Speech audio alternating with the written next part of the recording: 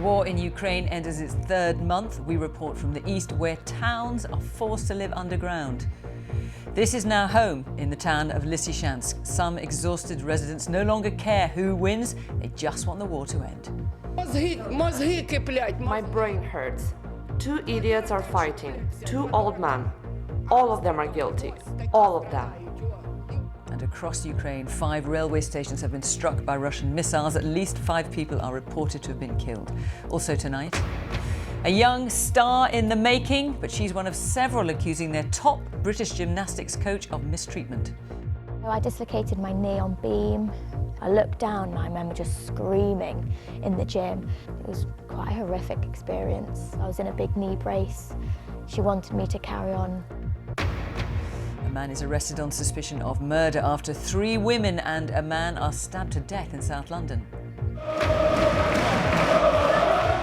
And more power to the fans is promised as the government pledges to implement the recommendations of a review into English football.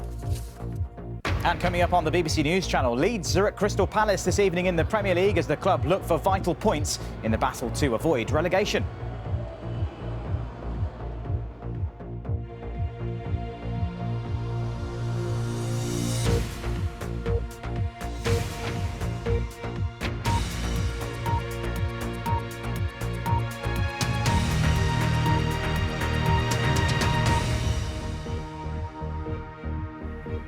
Good evening and welcome to the BBC News at 6.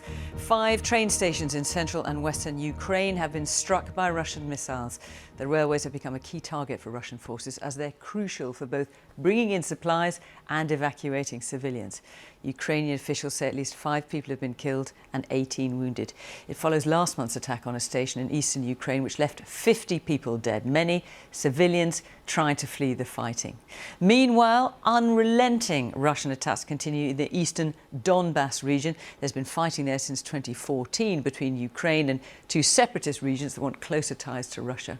As the constant shelling wreaks huge damage on towns and cities there, women, children, the old and sick are trying to survive in dark basements, desperately short of food and water. Our defence correspondent Jonathan Beale reports from the Donbas.